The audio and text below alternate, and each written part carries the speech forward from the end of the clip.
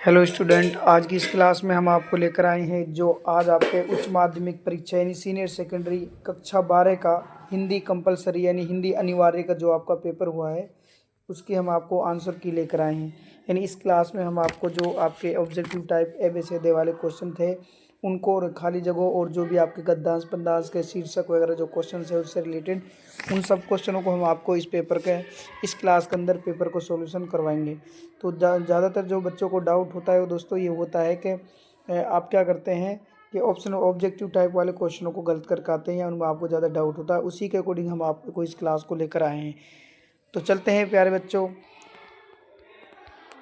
Question की तरफ चलते हैं। जैसे फर्स्ट क्वेश्चन है हमारा, क्या पूछा है कि निम्नलिखित बहुकल्पीय प्रश्नों के उत्तर अपनी उत्तर पुस्तिका में लिखें। यानी आपको एक से ज़्यादा जो आंसर है इनमें से एक आपको सही आंसर इनमें से चुनना है।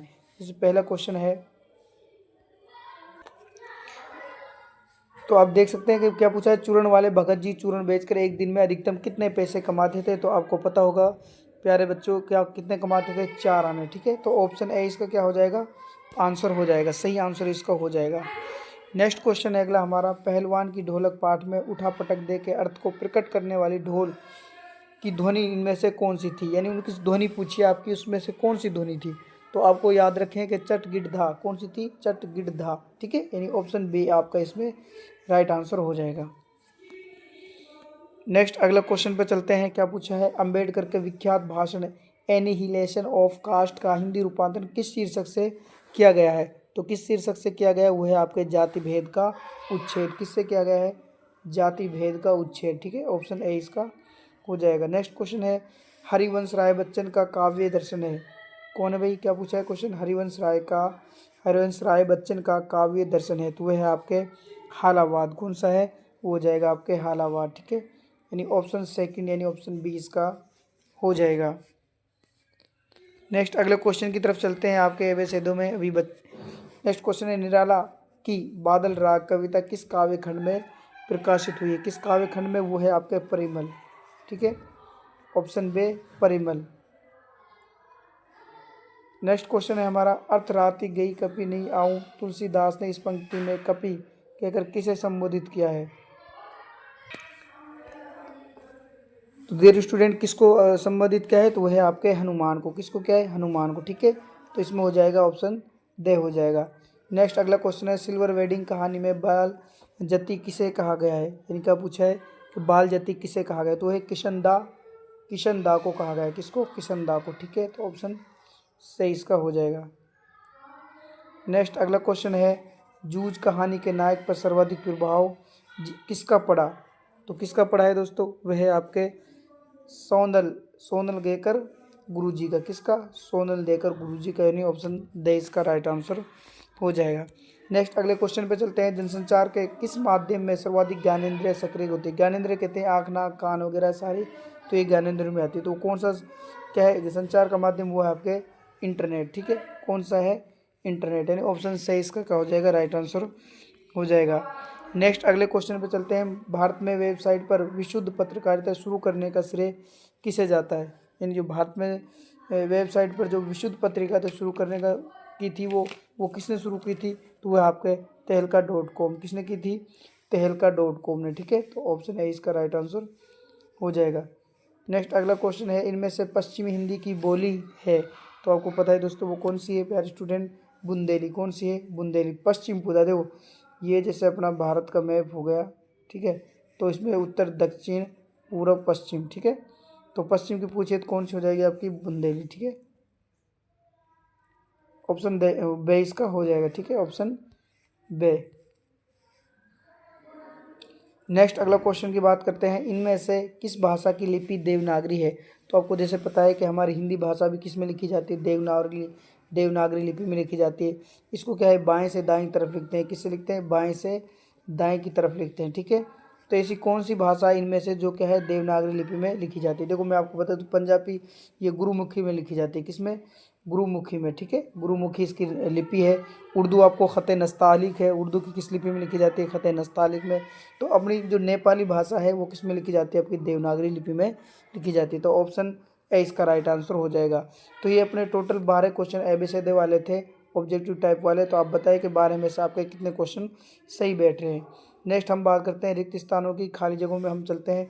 क्या पता है शब्द शक्तियाँ प्रकार की होती हैं, शब्द शक्तियाँ कितने प्रकार की होती हैं? 3 प्रकार की। कितनी होती हैं?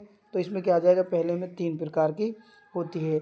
नेक्स्ट क्वेश्चन है रजनीगंधा खिल गई, वाक्य में शब्द शक्ति है तो है अभिधा। क्या है भाई? अभिधा शब्द शक्ति कौन सी है? अभिधा। ठीक है। नेक्स्ट अगला क्वेश्चन है नाक कमोती अधर की कांति से बीज दामिट का समझकर भ्रांति से पंक्ति में अलंकार, तो वो आपका भ्रांतिमान कौन सा है? भ्रांतिमान। ठीक है, भ्रांतिमान अलंकार इसमें हो जाएगा। ठीक है। नेक्स्ट क्वेश्चन है जब काव्य में प्रयुक्त एक ही शब्द के भिन्न भिन्न संदर्भों में भिन्न भिन्न अर्थ निकले वहाँ पर अलंकार होता है, तो कौन सा अलंकार होता है? वहाँ होता है श्लेष। कौन सा होता है? श्लेष। ठीक है, श्लेष अलंकार होता है। ठीक है, श्लेष। कौन सा होता है? श्लेष अलंकार होता है। नेक्स्ट क्वेश्चन है अनुज्ञेय। क्या पूछा है? अनुज्ञेय शब्द के लिए अंग्रेजी पारिभाषिक शब्द है तो हो जाएगा आपका परमिसिबल। कौन सा हो जाएगा? परमिसिबल। ठीक है, परमिसिबल। ठीक है, परमिसिबल हो जाएगा। Next trust. क्या पूछा है? ट्रस्ट शब्द के लिए उपयुक्त हिंदी पारिभाषिक शब्द है तो हो जाएगा आपका न्यास। क्या है? न्यास। इसमें क्या हो जाएगा? न्यास। ठीक है। नेक्स्ट इसके बाद ये आपके 5 क्वेश्चन, आपके 6 क्वेश्चन किसमें से आपके रिक्त स्थान वाले थे, इनमें भी आप देख सकते हैं कितने क्वेश्चन आपके सही। नेक्स्ट आपका क्या है? पद्यांश दिया हुआ है, अपठित पद्यांश है। इसका आपको पहला क्वेश्चन है, पद्यांश आपने पढ़ लिया होगा। डायरेक्ट हम क्वेश्चन आंसर की तरफ चलते हैं। पद्यांश में किसको नहीं घबराने से बात की जा रही है? किसको नहीं घबराना चाहिए? किससे नहीं घबराना चाहिए भाई?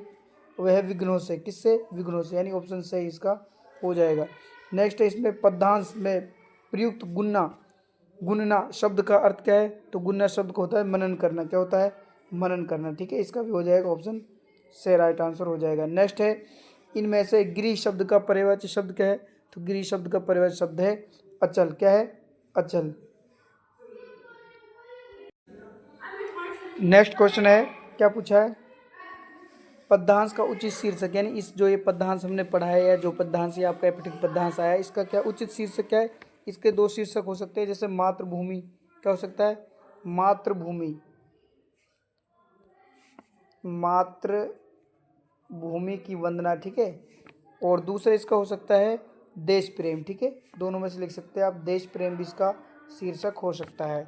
नेक्स्ट अगला क्वेश्चन है क्यों बने फकीर लकीरों के पंक्ति में कवि क्या कहना चाहता है?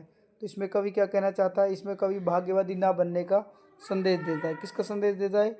भाग्यवादी ना बनने का संदेश देता है। ठीक है, भाग्यवादी, भाग्यवादी ना बनने का संदेश। ठीक है, संदेश। नेक्स्ट क्वेश्चन है हमारा, क्या पूछा है? पद्यांश में कवि क्या क्या नहीं करने की सीख दे रहा है? तो आप देख सकते हैं बुरा क्या है? बुरा ना बोलना, बुरा ना बोलना, बुरा ना देखना। ठीक है, बुरा ना देखना, बुरा ना सुनना, बुरा ना सुनना, और झुकना नहीं, रुकना नहीं। ये सारे क्या है? कवि संदेश देना चाहते हैं। हाँ, नेक्स्ट अगले क्वेश्चन की तरफ चलते हैं। क्या पूछा है कि ये भी आपको अपठित गद्यांश, वो पद्यांश था, ये आपको गद्यांश दिया है। इसी गद्यांश में से आपको क्या है? क्वेश्चन आंसर छांटने हैं। ठीक है, यानी क्वेश्चनों का आंसर निकालने हैं। जैसे क्वेश्चन है कर्म रहित स्थिति। कर्म रहित स्थिति को क्या कहते हैं? मृत्यु की। क्या है? कर्म रहित स्थिति है किसकी है भाई? मृत्यु की। ठीक है, यानी मृत्यु के बराबर मानी गई है। नेक्स्ट क्वेश्चन है गद्यांश में प्रयुक्त स्वरद स्वधर्मानुसार शब्द में संधि है, तो इसमें कौन सी संधि है? इसमें आपके दीर्घ संधि। ठीक है, कौन सी है? दीर्घ संधि, ऑप्शन ए।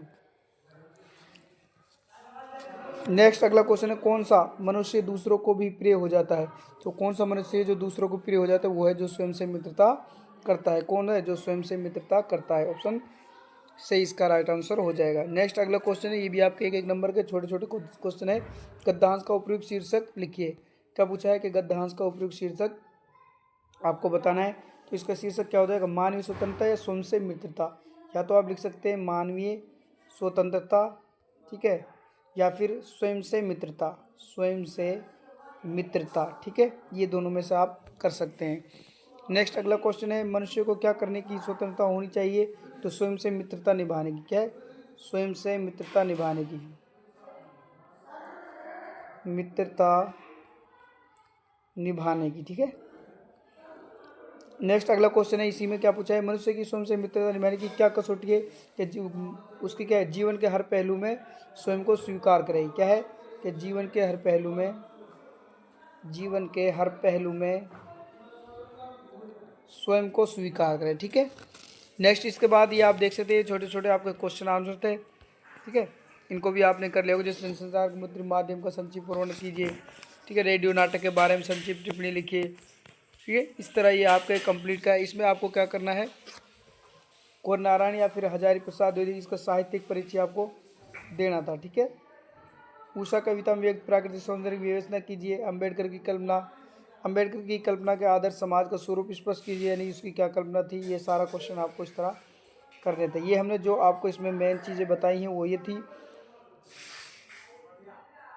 जो ज़्यादातर बच्चों को डाउट होता है वो ऑब्जेक्टिव टाइप एवं और रिक्त स्थान में डाउट होता है, उसके हमने आपको आंसर करा देंगे। लास्ट में आपके क्या है, आपको एक निबंध लिख रहा था। ठीक है, जैसे इलेक्ट्रॉनिक मीडिया और हमारा समाज, मेरे सपनों का भारत, हमारे पारंपरिक खेल के राजस्थान का समृद्ध भौतिक परिदृश्य। ठीक है, इस तरह ये आपका पेपर क्या होता है, आज का जो 12th क्लास का हिंदी कंपलसरी का पेपर था वो कंप्लीट होता है। ठीक है दोस्तों, तो इस क्लास में हमने आपको जो उच्च माध्यमिक विद्यालय कक्षा 12 का जो हिंदी कंपलसरी का पेपर हुआ था उसके हमने आपको ऑब्जेक्टिव और रिक्त स्थान और जो एप्टीट्यूड गद्यांश पद्यांश थे यानी ऑब्जेक्टिव टाइप वाले क्वेश्चन वो सभी हमने आपको इसमें हल कराए। नेक्स्ट भी अगर कोई पेपर होगा तो उसको भी आपके सामने हल कर लाएंगे। ठीक है, आज की इस क्लास के लिए यहीं तक।